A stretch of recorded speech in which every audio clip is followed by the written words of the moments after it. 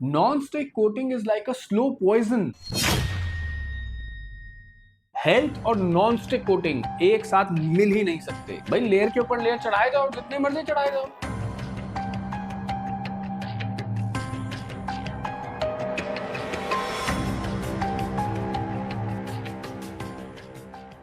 इतने सारे air fryer के वीडियो बना दिए मैंने, आज तक किसी भी नॉन स्टिक एयर फ्रायर को रेकमेंड नहीं करा। और उसका रीजन भी ये है कि मैं नॉन स्टिक कोटिंग में बिलीव ही नहीं करता।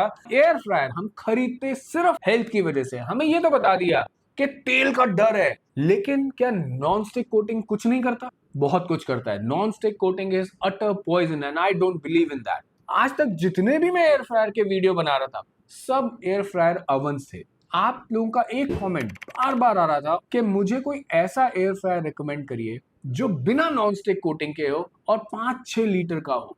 Trust me, this was a very very difficult thing. था ही नहीं कोई मार्केट में, बताऊं क्या। लेकिन आज I got something very very good for you. Before I tell you the product, मैं एक जेन्युइन टोकन ऑफ थैंक्स देना चाहता हूं हर उस पर्सन के लिए जिसने इस चैनल को सब्सक्राइब करा और इस फैमिली का हिस्सा बने। उस शख्स के लिए भी जिन्होंने सब्सक्राइब तो नहीं करा लेकिन पूरा वीडियो देखा, और हर उस शख्स के लिए जिन्होंने मेरे दिए हुए लिंक से ऑर्डर करा। आप ही की वजह से आज पहली बार मैं अपने स्टूडियो में एक प्रोडक्ट को ऑर्डर कर पाया हूं और ये पॉसिबल हुआ है। आई एम श्योर ये सपोर्ट आपका बना रहेगा और हम ये कंटिन्यू रखेंगे। मेरे हिसाब से this is one of the best air fryers in India right now. मैं बात कर रहा हूं इनालसा के स्टील शेफ DW 5.5 की।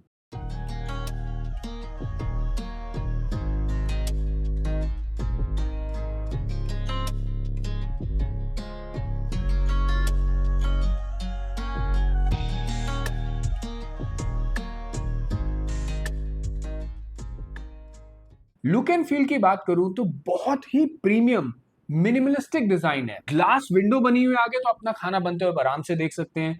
ऊपर की साइड इसके एक टच पैनल है, easy to use and super convenient. अगर मैं इसके वेट की बात करूं ना, तो this is 3.5 kg। It is a heavy product, no doubt about that. अपनी कैटेगरी में तो ऑलमोस्ट आधा पौना किलो एक्स्ट्रा वेट है इसका, बट वो होना भी जरूरी है बिकॉज इसकी क्वालिटी ही ऐसी है। हैंडल बहुत अर्गोनॉमिक है, पकड़ने पे पूरा का पूरा ग्रिप आता है, और किचन में रखा हुआ भी ना ये पूरा का पूरा एयर फ्रायर एक बहुत प्रीमियम लुक देगा। अब बताता हूँ इसका सबसे इंटरेस्टिंग पार्ट और क्यों ये आज हमारे स्टूडियो में है। वो है इसकी basket. Only steel 304SS grade. ना कोई कोटिंग, ना कोई एल्यूमिनियम, कोई नॉन स्टिक नहीं, absolutely pure food grade steel. और this is what makes this product a truly healthy air fryer. अब बाहर की बिल्ड क्वालिटी की बात करूं तो it is made of high quality heat resistant plastic.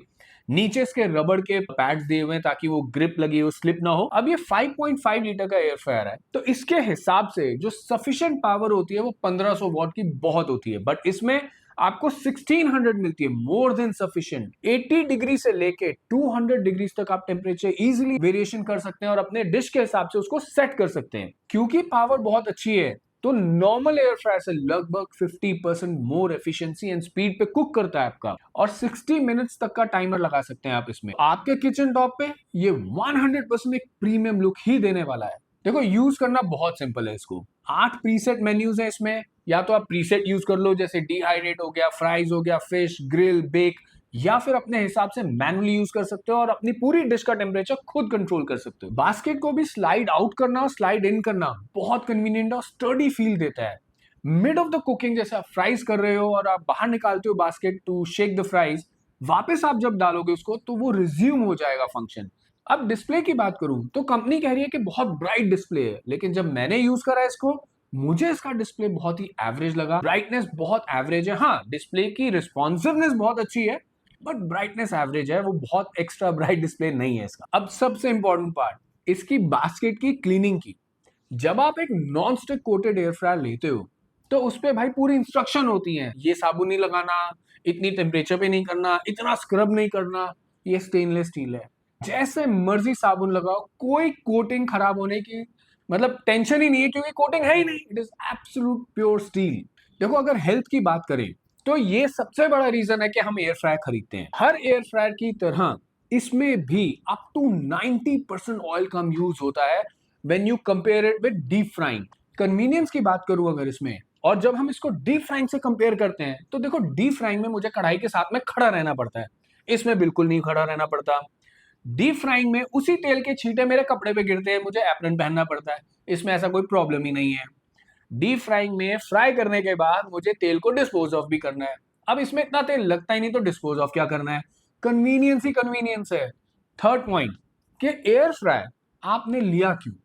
क्योंकि आपको बताया गया कि ज्यादा तेल खाना हेल्दी नहीं है, which I agree, it is not healthy.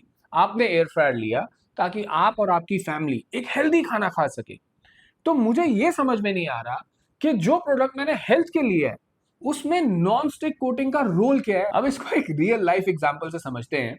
आज से कुछ साल पहले जब दिल्ली में बहुत ज्यादा पोल्यूशन था तो मैंने देखा एक व्हीकल बहुत ज्यादा स्प्रे कर रहा है पानी का ऊपर, पेड़ों पे छींटे डाल रहे हैं पॉल्यूशन को कंट्रोल करने के लिए। लेकिन सोचो वो गाड़ी जो है वो डीजल इंजन पे चल रही है, तो एक साइड तो आप पॉल्यूशन को कम कर रहे हो और दूसरी तरफ आप उसको बढ़ा रहे हो।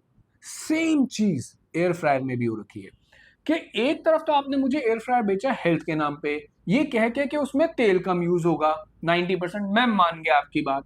मुझे एक बात समझाओ, नॉन स्टिक कोटिंग का रोल क्या है उसके अंदर? और इस कोटिंग से बचने का सिर्फ एक ही तरीका है, वो है एक स्टेनलेस स्टील एयर फ्रायर। और यही एग्जैक्टली इनालसा का स्टील शेफ करके देता है आपको। No coating, nothing, all stainless steel 304 grade, और एक सच्चा और हेल्दी एयर फ्रायर यही है। एक और सबसे इंपॉर्टेंट चीज देखो, नॉन स्टिक कोटिंग कभी ना कभी तो आपकी खराब होगी, उस पर स्क्रैच पड़ेंगे, चाहे वो 6 महीने हो, चाहे 1 साल हो, चाहे 1.5 साल हो, डिपेंडिंग आप उसको कैसे यूज करते हो।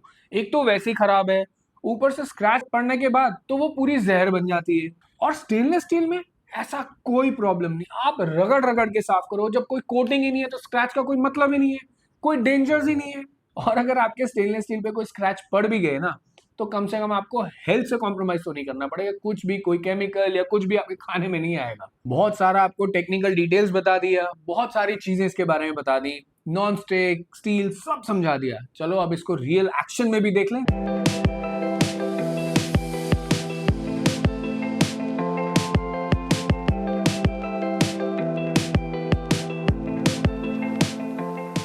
इसको रियल टाइम जब हमने यूज करा उसमें कुछ ऑब्जर्वेशन निकल कर आई जो मैं आपके साथ शेयर करता हूं।